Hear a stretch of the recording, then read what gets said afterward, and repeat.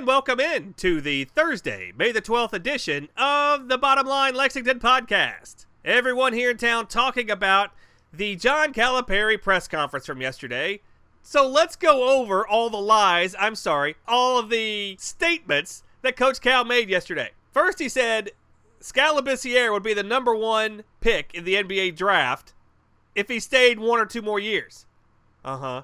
6 points and 3 rebounds a game this past year really proved that he could be a potential NBA All-Star. Remember the year that LeBron James got drafted, and the draft that year went, number 1 was LeBron James, number 3 was Carmelo Anthony, number 4 was Dwayne Wade. Do you remember who went number 2 in between those 3 Hall of Famers? Darko Milicic for the Detroit Pistons. Where's he today? People kill Sam Bowie as if he's the biggest bust of all time. This guy went 2nd overall too. Why don't people kill this guy? Why don't people kill Joe Dumars? Joe Dumars kept his job another few years after this. He's the guy who drafted him. The hype about Skal reminds me of this Darko Milicic hype. I don't see it. Where is this potential that everybody's talking about? Oh, he can shoot 15-footers. Well, congratulations. I just don't see it. But that's just Cal spinning. But if I'm Skal, if I'm going in the first round, yeah, I'm leaving too. Why stick around and get exposed for potentially being the bust that you probably are when you're about to go in the first round? Get out of here now. Skal made the right move in leaving. I just think whatever team in the NBA drafts this kid is going to be disappointed. Skal compared Jamal Murray to Steph Curry numerically in college. Steph Curry's freshman year at Davidson and Jamal Murray's at UK were strikingly similar, especially field goal percentage and three-point field goal percentage. Does that mean Jamal Murray is Steph Curry? No, I don't think so. Calipari compared Tyler Ulis to the Boston Celtics' Isaiah Thomas. Not the Detroit Pistons bad boy Isaiah Thomas, who was a great player and then a big squishy turd after that. Ulis's numbers do compare favorably with Isaiah Thomas's numbers when he was in college at Washington. But to compare these guys to established professional players who are all-stars and MVPs, now you're getting a little bit carried away. Calipari said that his comments on his website were not directed towards Duke and were not directed towards Marcus Bolden, the player that both Duke and Kentucky are trying to recruit. Really? Did you notice in that press conference when Calipari was asked about this that his tone completely changed? He got totally defensive. His voice was raised. Deny, deny, deny. When someone protests like that, when somebody changes their whole personality, their whole style of communication, just to deny that this was not about Duke and not about Marcus Bolden, he's lying. It was 100,000% about Marcus Bolden should take Kentucky over Duke because he's the only player left that hasn't announced where he's going to school. Ridiculous. Cal just got busted. He didn't mean for everybody in the national media to take that and run with it for what it was, which was a cheap shot towards Duke to get Bolden to go to Kentucky. Calipari compared this coming year's team to the 2012 team. Well, of course he would, because that's the only team he's ever had to win a national championship. And focusing on the future, which keeps the media from focusing on the last 4 years in which every season UK was ranked preseason in the top 3, including 2 times they were ranked number 1 in the preseason, and all 4 years they underachieved. So let's focus on the future. Let's look through the windshield, not the rearview mirror. That's great in life. But when people are asking you questions about the past, don't ignore it and look to the future. People want answers. Calipari said that next year's team will be based on speed and getting up and down the court as much as possible. Exactly what these kids who are getting recruited want to hear. What top-level recruit wants to hear a coach say, yeah, we're going to slow it down and we're going to look for good shots, and if you don't make 4 passes before you take a shot, then you're coming to sit on the bench? No. Every coach says they're going to speed it up. That's coach speak. So if you believed anything you heard out of Calipari yesterday, you need mental help. Everything he said, go with the exact opposite of what he said, and that's the truth. These draft experts are coming out now talking about where Skal would go in the draft, how he's a complete mystery. These draft experts are talking about Marcus Lee. Calipari said Marcus Lee's pretty much gone. And we have focused on this podcast several times. Marcus Lee has no shot. He's damned if he does, and he's damned if he doesn't go pro. He's going to be exposed either way. More than likely, he'll be lucky to be on a D-League team next year. And Isaiah Briscoe, he and his 9.6 points a game along with 46% free throws and 13% three-point shooting, is still debating whether to go pro. In today's game with an emphasis on shooting the basketball, why in God's name would you want a guard who can't shoot 50% free throws and can't shoot 15% three-pointers? Go back to school, kid, or get a job, one or the other. So in summary, yesterday's Coach Skal press conference told me A, absolutely nothing, B, Coach Cal's a great liar, and C, everything he said yesterday was pointed at future recruits and Marcus Bolden. And if you can't see that for what it is, I can't help you. Reds lose last night to the Pirates 5-4, a typical Reds game where they lead 4-2 going into the 7th inning. The bullpen allows a run in the 7th, a run in the 8th, a run in the 9th. Game over, Reds lose. Eventful night at the old ballpark. 6 players were hit by pitches, which led to 4 ejections. That'll make 4. Too bad these teams have to wait until August 5th to match up again. Zach Cozart 0 for 3, now down to 330. A couple weeks ago, he was in the 390s. We tried to warn you to get off that Zach Cozart train. It's too late now. That train's going straight down to 250. Here's my question, though. Joey Votto did not play last night. He came in as a pinch hitter in the 9th inning. If you're the Reds, you're playing a division rival who's ahead of you in the division standings. These are the games you need the most during the season. The games against your division rivals. Because heck, you play them 18, 19 times. So Brian Price, in his infinite wisdom, the Reds had a rainout on Tuesday. So everybody got the day off. But yesterday, Joey Votto needs another day off. Because, well, I don't know. It's tough running out there to first base 9 times a night and batting 4 or 5 times a night. It's tough. Did they sit him because they were facing a tough lefty? No. Juan Nicasio's a right-handed pitcher. Joey Votto a left-handed hitter. Sure, Votto's 2 for 11 lifetime against Nicasio, but that's a very small sample size. It's not like you could judge a lot from 11 at-bats. So we need to give Votto a day off, right? Well, the Reds have a day off today, Thursday. So they had a day off Tuesday for rain, had a day off Thursday that was scheduled, but Joey Votto needs Wednesday off too. So we're giving him 3 entire days off. This is baseball, not football. Joey Votto should have played yesterday against a division rival. He had the day before to rest. He has today to rest. Unbelievable.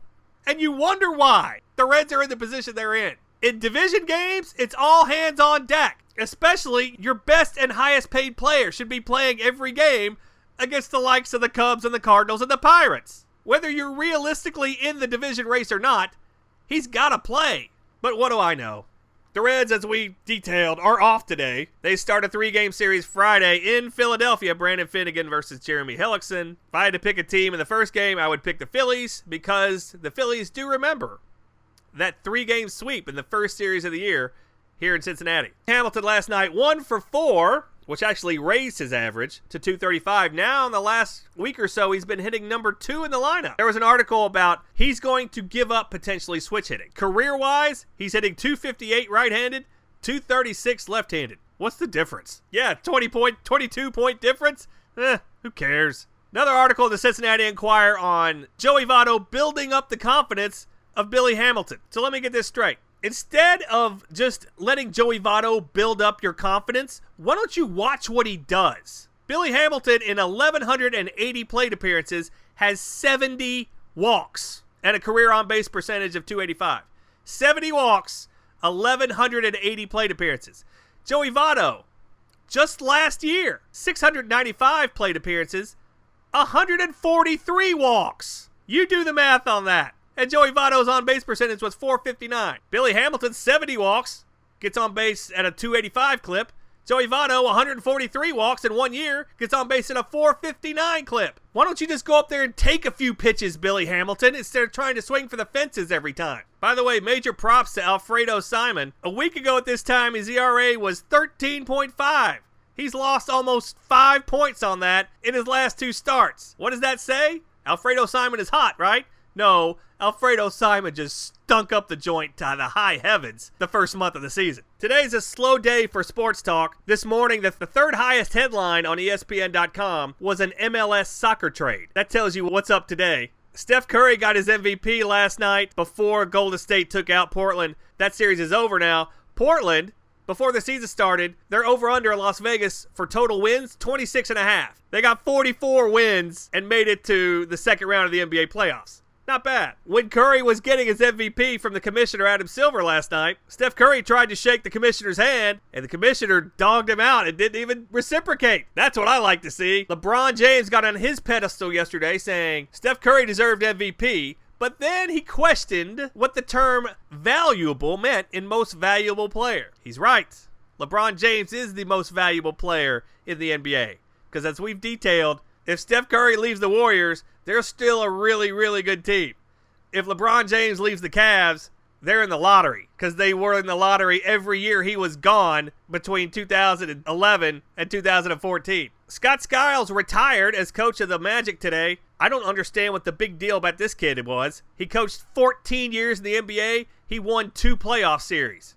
Big whoop. The only thing I remember from Scott Skiles, him single-handedly beating Georgetown in the NCAA tournament in 1986 and getting into a fist fight with Shaquille O'Neal in the early 90s. He'll stand up to anybody. Baseball. Nationals' Max Scherzer gets 20 strikeouts in a game last night. Why do you think he wanted 20 strikeouts? He was going against his former team, the Detroit Tigers. Don't tell me that didn't have 100% to do with this. Bryce Harper suspended for 1 game for saying F you to an umpire. If they suspended everybody for saying F you on the field, I doubt half the teams would be able to put out a full lineup. So as we say on this show all the time, it's about who you are in life. If you're unlikable, like Bryce Harper is to a lot of people, you get suspended.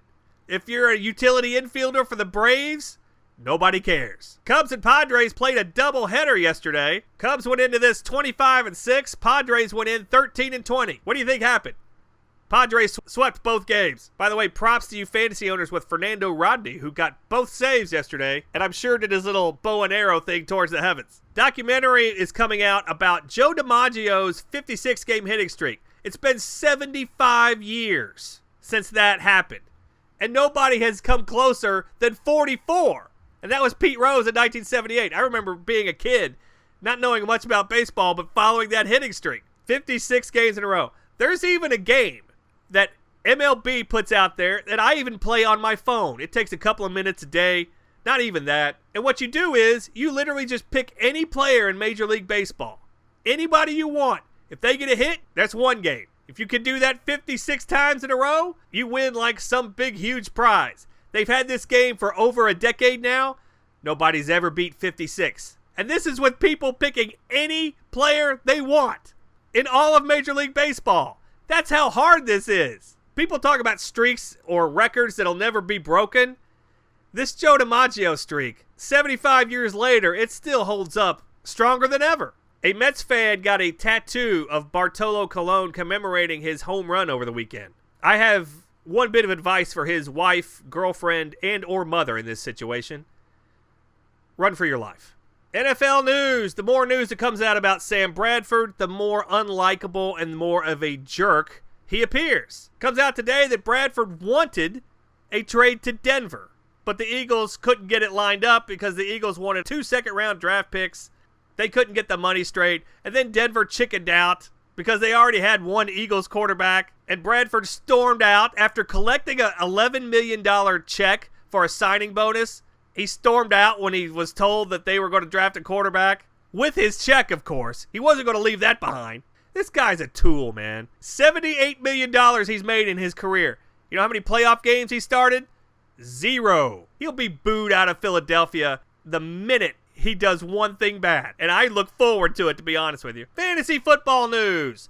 Melvin Gordon was a running back for the San Diego Chargers. He still is a running back for the Chargers. Was drafted in the first round just last year, the 15th overall pick, expected to save their running game. Well, he played in 13 games last year, averaged 3.5 yards per carry, and had a grand total of 0 touchdowns, while playing behind people like Brandon Oliver, Donald Brown, and Danny Woodhead. Comes out today that he just had microfracture surgery, which is a curse word in the NFL circles, on his knee. So if you're playing fantasy football and you read all this stuff, oh, they expect him to be ready by training camp.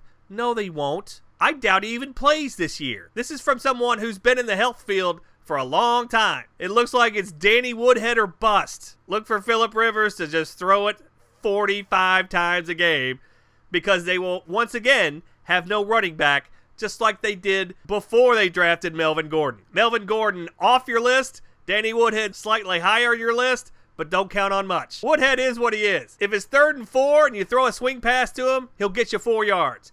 If it's 3rd and 8 and you throw a swing pass to him, he'll get you 4 yards. That's who Danny Woodhead is. Jason Campbell, the former quarterback of the Washington NFL team, we are not allowed to say their nickname, and several other teams, including the Bengals for a short period of time, came out and said he would like to come back to the NFL. Well, I would like to come back to the NFL too.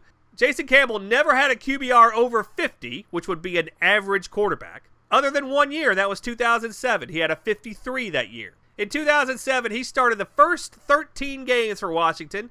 He went 6-7 as a starter. He was benched the last 3 games for Todd Collins. Not the drink, not Kerry Collins, the old Carolina and Giants quarterback. Todd Collins. Todd Collins came in, went 3-0, and the Washington NFL team went to the playoffs. In his career, Jason Campbell, 32 wins, 47 losses as a starter. This is who you want? It's not who I want. Just stay retired, Campbell. I know you made a lot of money. Dude, you made over $23 million in your career. Just stay retired, bro. More Laramie Tunsil Ole Miss drama. There is a civil trial between Tunsil and his stepfather over money or something of that sort. But the Ole Miss coach, Hugh Freeze, his lawyers are now filing to have all the testimony sealed so that the NCAA cannot bust Ole Miss even further than they're going to. But when asked about it today, Hugh Freeze says, I know nothing. Who are you, Sergeant Schultz? I know nothing. That's an old school reference out there if you ever get it. But anyway, just Google it, kids. This Laramie Tunsil, he's going to take Ole Miss down all by himself. If I'm Hugh Freeze, enjoy this year because the NCAA is going to probably ruin the next few for you. More college football. How bad is it if you're a player at Illinois? Well, they don't think too highly of you. Illinois plays 5 road games this year. In 4 of those 5, you're the other team's homecoming. Just kind of like in the SEC, where Kentucky and Vanderbilt alternate being homecomings for the other teams. Other news, ESPN putting together a 30 for 30 documentary on the XFL. They played 1 year. How long can you talk about the XFL? Here's what I know. Vince McMahon lost a lot of money. He hate me. Everybody remembers he hate me. The guy's name was Rod Smart. He actually played at Western Kentucky. But everybody remembers he hate me.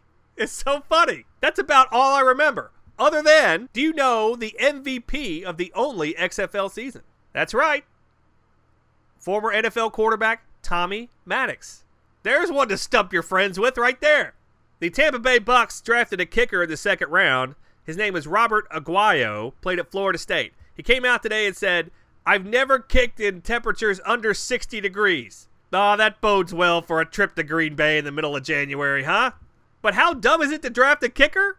In 2000, that's 16 years ago, there are only 3 players from that draft that are still playing in the NFL.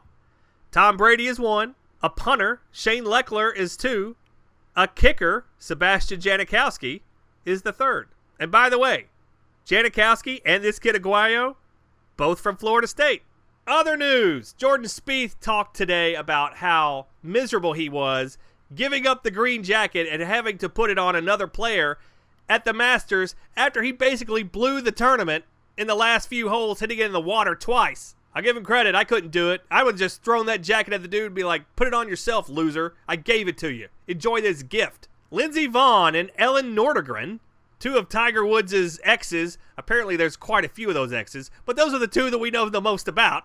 Took a picture together at the Kentucky Derby over the weekend. Why didn't anybody tell us about that? Do you think these 2 are actually friends? No way. That was totally for the paparazzi.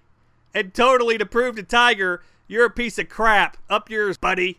All right, it's Mac Daddy's Stogie time.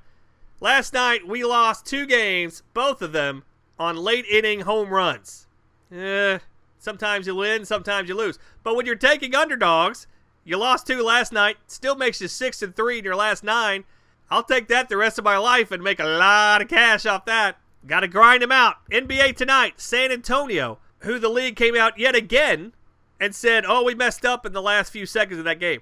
That's the last 2 home games San Antonio's played that they've got screwed over by the refs. No consolation because they don't get to change the results. San Antonio, a 1.5-point favorite at Oklahoma City tonight. We talked about this yesterday. This game defines the future of both of these franchises going forward. How long does Tim Duncan stay around? Does Kevin Durant stay in town?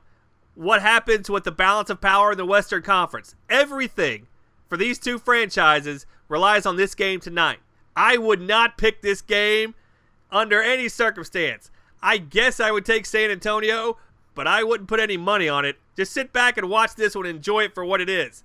One baseball pick tonight, San Francisco and Arizona. Arizona, a very slight favorite. San Francisco is about a pick-up. You might get plus 105, plus 110. Johnny Cueto, former Red.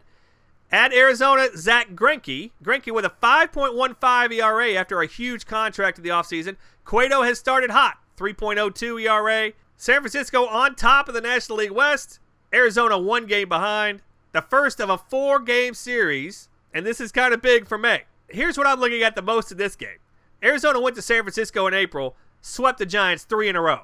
You don't think the Giants remember that? They're going to come out tonight and start this series out the right way.